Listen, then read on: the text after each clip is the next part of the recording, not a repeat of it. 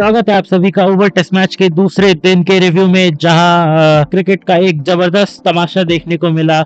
सुबह का सेशन था बिल्कुल हाहाकार से भरा हुआ, क्योंकि भारत ने अपने आखिरी के 4 विकेट सिर्फ 29 मिनट में खो दिए थे और 20 रन बने थे। फिर इंग्लैंड के ओपनर्स ने बेन डकेट और जैक क्रॉली ने भारतीय गेंदबाजों को रौंद डाला, लेकिन दोपहर के सत्र में मोहम्मद सिराज की दिल से डाली गई गेंदबाजी ने भारत को मैच में वापसी दिलाई। और चलिए आइए एक बार देखते हैं क्या कुछ घटा है आज इस दिन पे। सुबह भारत का बैटिंग लाइनअप एक तूफान में बह गया और रात के 204 रन पे 6 विकेटें जो खोई थी, वो देखते ही देखते 20 रन पे आखिरी के 4 विकेटें भारत गवा देता है, 224 पे ऑल आउट हो जाए। जॉश टंग ने करुण नायर को एलबीडब्ल्यू आउट किया और गस एटकिंसन ने 3 ताबड़तोड़ विकेट लेकर अपना पंजा खोला। वाशिंगटन सुंदर शॉर्ट बॉल के जाल में फंसे, सिराज बोल्ड हुए और प्रसिद्ध कृष्णा ने ऐसी गेंद पर किनारा दिया जिसका कि उनके पास कोई जवाब नहीं था। इंग्लैंड की विस्फोटक शुरुआत होती है और इंग्लैंड की जवाबी पारी थी बिल्कुल आंधी की तरह। बेन डकेट और जैक क्रॉली ने पिच की मुश्किलों को मजाक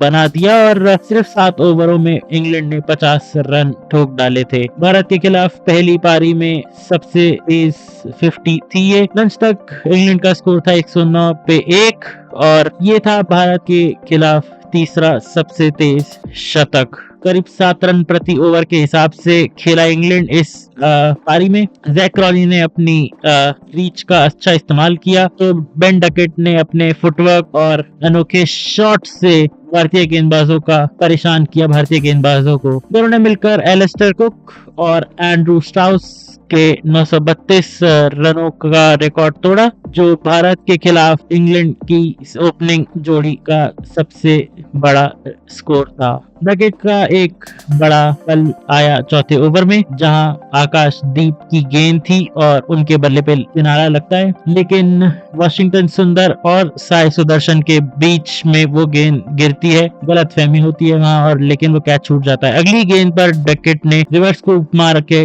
स्लिप्स के ऊपर से चौका लगाया। टेस्ट क्रिकेट में इतनी जल्दी ये शॉट सिर्फ सैम कॉन्स्टेंस ने खेला था पिछले साल जसप्रीत बुमराह के खिलाफ, लेकिन ये शॉट उनकी बर्बादी भी बना जब आकाशदीप ने उन्हें उसी तरह आउट किया। जैक क्रॉली ने 42 गेंदों पे 50 रन ठोके और जो उनकी इस श्रृंखला का तीसरा और टेस्ट क्रिकेट में 19वां अर्धशतक था। लंच के बाद भारत ने गजब की वापसी करी। गेंदबाजों ने अपनी लेन को आधा मीटर आगे किया और सीधी गेंदबाजी की और पिच का फायदा उठाया। प्रसिद्ध कृष्णा ने सेशन की पहली ही ओवर में क्रॉली को आउट किया। एक उछलती हुई गेंद थी वो, उनका फुल शॉट टॉप एज होकर मोहम्मद सिराज एक कमाल दिखाते हैं। अपनी चौथी गेंद पर उन्होंने ऑली पोप को आउट किया। इन स्विंगर पे आउट हुए थे वो एलबीडब्ल्यू जो पहले ही प्रसिद्ध से उलझ चुके थे। एक इन जैगिंग गेंद पर एलबीडब्ल्यू होते हैं और फिर मोहम्मद सिराज का मियां मैजिक जेकब बेथल को ओवर द विकेट से शानदार इन स्विंगर यॉर्कर पर बोल्ड किया। सिराज का 8 ओवर का स्पेल, 3 विकेट और 35 रन और 31.2%